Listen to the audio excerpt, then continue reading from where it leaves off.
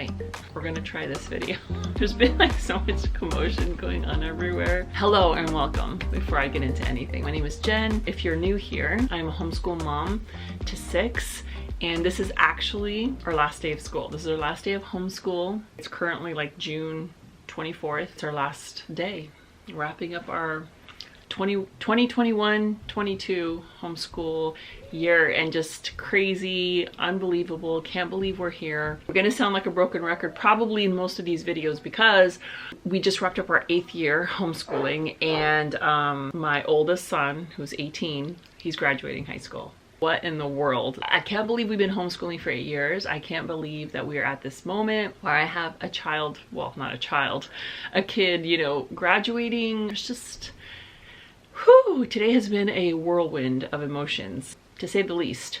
I'm continuing filming videos on the curriculum that we used this past year. I did my youngest, I'm kind of doing it in age order, grade order, just because that's the easiest way to kind of film. And so I did my youngest, who is 5. Now I'm moving on to my second youngest daughter. She just completed grade 4, so next year she'll be going into grade 5.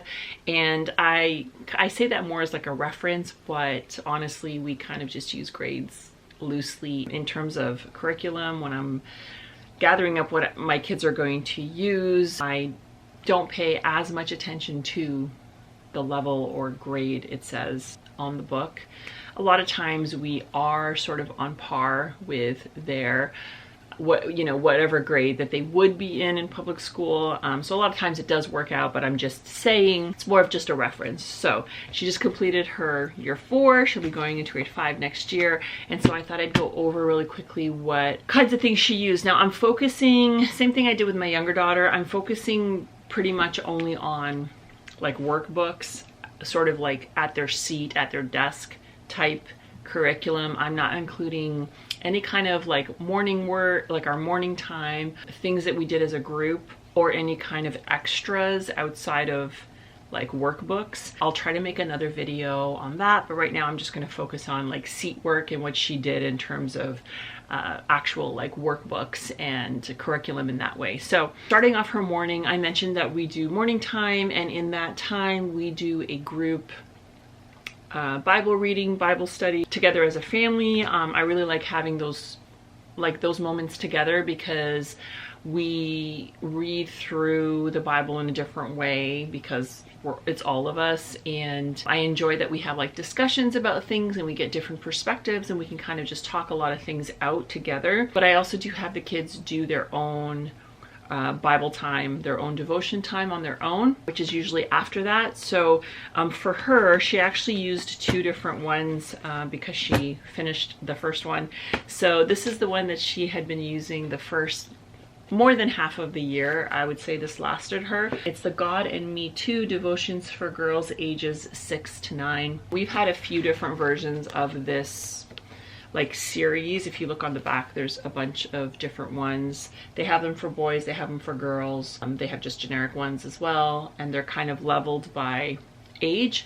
So these are great because they have a Bible verse, then they will have, I'm trying to find one, go into like a little story that's somehow related to the Bible verse. There will be questions for them to answer. A lot of times she would just do these with me. Sometimes she would write them in, but sometimes she'd write them in. Other times she would just, like, we would talk about it, because I'm usually there sort of sitting in between her and her younger sister. And there's usually some sort of an activity on the other side. So it could be a coloring page. It could be, I don't know, all kinds of things. She went through that. She finished off this book, and then she started using this 365, it's actually bedtime devotions for girls, but like whatever, it's still a devotional. It's the VeggieTales one. She barely got a quarter of the way through this. This one's a little bit more straightforward. There's not really like any places to necessarily fill anything in. It's more the Bible verse and then a reading and then a little prayer at the end. So those are the 2 personal devotions that she did in the mornings. And then I also mentioned that, so I have my 4 youngest kids doing journal. I usually have them do it right up until about high school, which may seem, I don't know, to some people it may seem like what, but first of all, they really enjoy doing it. When they're younger, I just have them draw pictures, and then I will go in and tell them, or like ask them what they want me to write in about their picture. When they start learning how to write and read, then they slowly start to fill that in themselves. But it's a great way for them to sort of have kind of like free reign. I know sometimes people do prompts or whatever, but I literally, it's a journal slash, I don't know, diary if you want to call it, but I really just let them fill it in however they want to fill it in. They can talk about something that they've done, maybe something we've done, or a place that they've been, or something that's gone on, something they're looking forward to. A lot of times they just want to draw or write a fictional story or anything that they just kind of feel like. So it's a creative way for them to just kind of read, write, draw, but they're still kind of getting that practice in of, you know, because I will look at it from time to time. I try not to really get too caught up on spelling and punctuation and grammar, all that kind of stuff. Every once in a while we'll talk about it, but this is this her second one that I grabbed? Yes, this is her second one, her second book. I just use these like composition books usually. She filled out an entire one already, and then we moved on to this one. It's only about half full. I'm gonna show this one because it's super nice, but it said tomorrow is mom and dad's anniversary, and she drew, look at that picture she drew of me and daddy sitting on a park bench. And I'm pretty sure, yeah, I'm wearing a Raptors jersey. If you didn't know, I'm a big Toronto Raptors fan. So anyway, and I love these because they're just such fun keepsakes. And even the kids, they like going back and seeing some of their old ones, and they laugh about how they used to draw or how they used to write, or, you know, whatever. So she did this every morning. And then moving on to that, from that was morning binder, and her and her younger sister, so she's 9 if I didn't mention, but they're the only two that are doing morning binder. This is hers, and I just print out a picture. I use a pocketed binder, and I just print out a picture. So she really enjoys the Ninjago Lego show, so I printed out the picture and put her name, and then just put the year with morning binder. And I fill it in with sheets that I put behind these clear pocketed sheets, so that they can use, well, that way it just kind of, they hold up a little bit better because they use this for the whole year. But they can also use dry erase marker on some of the pages depending on what I put in there. It's kind of just refresher stuff for the most part. It's refresher stuff, and maybe just things with spelling or math, or just things that I kind of want them to be able to have a quick glance at. This literally takes less than 5 minutes for them to do. But for her, I have the months of the year, the days of the week, and again, it was mostly for spelling because she writes her dates in her journal every single day. I had these in here for her for spelling. The page behind it I'm not going to show, but I had like her full name, our home address, and also our phone number. So, because I think it's important, you know, when kids kind of get to that school age, for them to have that information handy to know that. I guess I can't really show this one here, but I have this one that I had in my younger daughter's morning binder as well, which was what continent we live in, what country we live in. I mean, we live in North America and Canada, I can tell you that much. What province we live in, and what city we live in. Because I think sometimes, like, you know, sometimes you just take for granted that your kids like know that stuff. I know, maybe I'm the only one.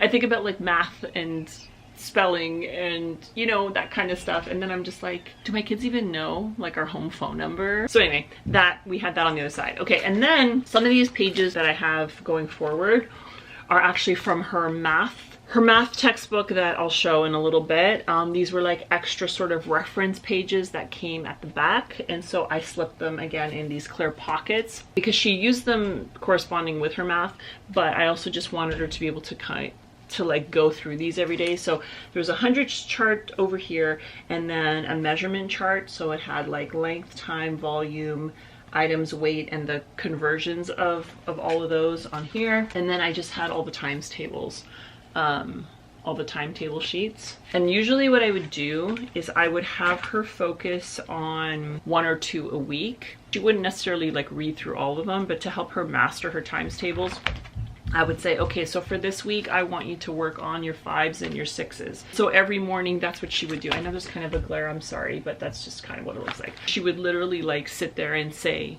her 5s and her 6s.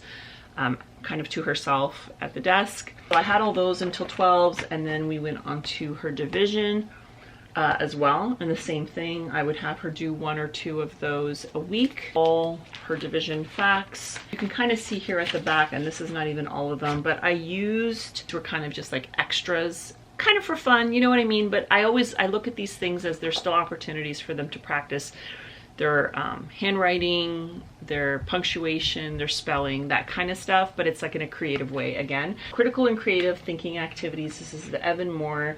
And I would just pull out sheets from here. This book is, there's not a lot left, you can kind of see, but I would pull out sheets from there, a couple for the week, and I would usually keep them at the front of the binder, and then she would do them, and then she would slip them in at the back. And just, they'd be kind of themed, usually about animals or the seasons or holidays. Sometimes she would have to write a story or finish a story. And I just added those in as a little extra. And it was just to kind of get her going in the morning.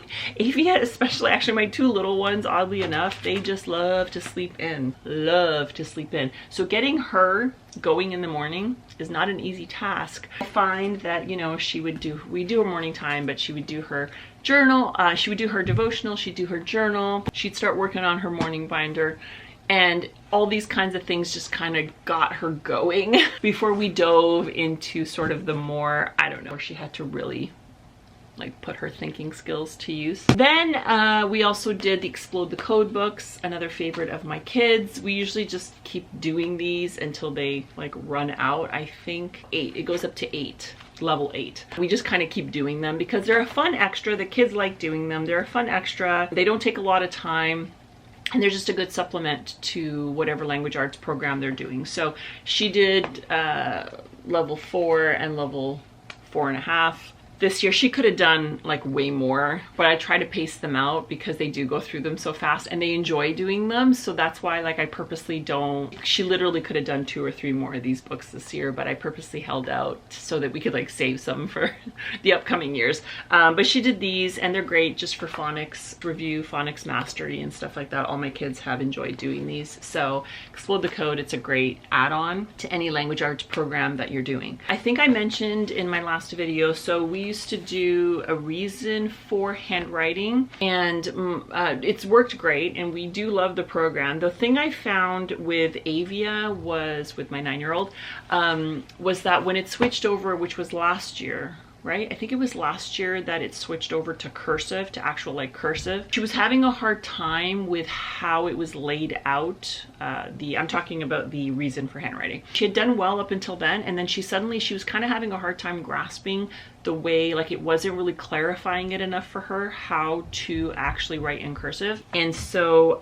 she was having trouble with it, and it was the first time I had really seen her like struggle with it to begin with. So I decided to just switch her, and I think, was this the first one she did? No, this was the first one she did. To Handwriting Without Tears. I've heard tons about this. I knew about this. We just had never used it because we had always used, you know, Reason for handwriting, and it had always been successful. So switched her over to this, and what a difference it made. A huge difference. It made a huge difference. She took to it like instantly. Just the way it was laid out, the way that it taught.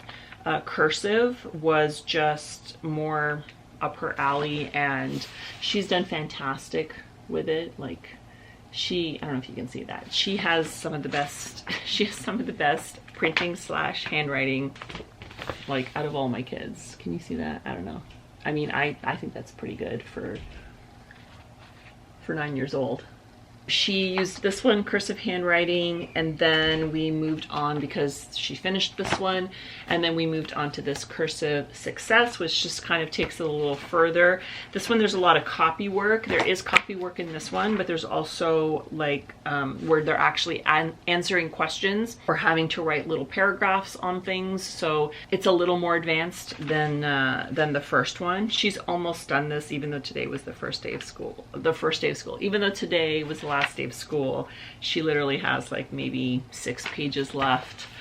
We may do a page here or there throughout the summer, I'm not sure, but she did really well, and these really worked for her. So I think the plan for next year is to continue with Handwriting Without Tears for her. And then alongside that, we also did spelling. So here's the reason for spelling. We love this whole series. It's worked for a lot of different things for a lot of my kids. And same thing, I think we have two lessons left to do to officially finish the book. This was great as well, just for her to brush up on her spelling skills. And she probably, I mean, honestly, she did, I would say it was fairly easy for her. She probably could have, this is level B, probably could have gone up. I'm gonna check for next year. I may go up a couple of levels in this one. But it was good because a lot of it was some review. And you know, I think each kid, I think you'll notice that kids have a tendency of like making the same mistakes over and over again with certain words, which she tends to do. Not a lot, but there are a lot of words, but there are some words that I do find that she continues to just put the wrong vowel in or whatever. So this was a good review for those more, I guess, basic words, basic letter combination sounds. As much as it was fairly easy for her, I'm still glad that we did it. And then we'll see for next year what level I will switch her to. The last two things that she did, like as independent work, was The Good and the Beautiful. We have it bound up here in a binder because I printed this out. And if you didn't know, The Good and the Beautiful, they may have actually changed it. Like, I don't know if they've you'll have to check on the Good and the Beautiful site, but I know for certain up until level 5, you can print. The PDFs are free to print, the entire language arts courses. I don't know if they've expanded that to higher levels. They may or may not have. You'll have to check if you go into the site. But she's doing level 3. So basically, I always tend to have my kids like one level, I say behind, if that makes sense. Like level 3 you might think coincides with grade 3. When they get to grade 8, or when they get to level 8 in the Good and the Beautiful language arts curriculum, it is a book study. It's not so much like an entire, like all-encompassing language arts curriculum. So what I have been doing is I have my kids do one level below, and then I do supplement with some other things when they get to the higher levels. And if I'm making sense, you'll see that once I get to my older kids, you'll see some of the other things that I add in for them. That is what I do, so that, because we don't normally do the book study, and they're in grade 8, they'll be doing level 7, which is technically the last like full-on language arts level before the high school levels start. So that is why she was doing level 3 on The Good and the Beautiful. But I found that it was good. Like, I didn't find it was too overly easy for her. It had a lot of concepts in here that were new to her, a lot of things that she didn't know. I thought it was great. The thing that I especially love about the Good and the Beautiful curriculum is just how much stuff it really does cram in. It crams in a lot of art. You can see here, this is one of her art projects that she did. It adds in a lot of art, and it also does a lot of geography. And so because of that, it kind of it's all sort of rolled into one. You really can just focus on this and to kind of check off a lot of the boxes in terms of subjects and curriculum and stuff. It also does poetry component to it as well. So I just like that it's really well-rounded. It includes so much. It's jam-packed full of information, and the layout, the way that it is taught, we've had a lot of success with the Good and the Beautiful, using various things from them. And so this was a complete success for her.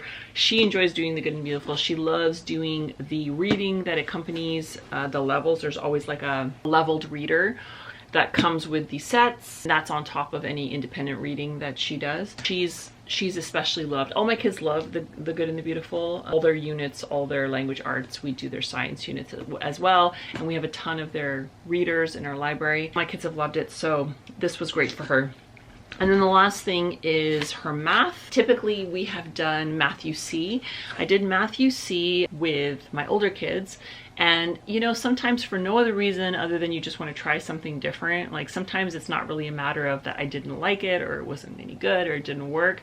Just wanted to try something different. And so most of my kids now have moved on to teaching textbooks or other forms of math. With her though, I've known about master books forever. We just had never really done anything from them, but I knew that their math program was a solid one. And after looking through it, I thought that she may this would kind of like vibe well with her. The thing about Matthew C, it's great. It's very much like there's no frills. You know what I'm saying? Like it's very much like it's black and white, kind of just, it is what it is. And that's not a critique. That's just, you know, that works for some kids where the distraction, it's like there's no distractions. I do love the blocks, the manipulatives that are used, and we still use those to this day with whatever math program the kids are doing because they're great. Add-on. With master books, it is a little bit more, I mean, it's not flashy or anything like that, but it's more like almost like story style. A lot of the chapters are based on like a reading at the beginning, and it just worked out well for her. It's more colorful. It kind of goes into multiple things in every chapter, and she loved it. We did do the level 4, and that was perfect for her. I'm pretty sure we will be moving on with master books.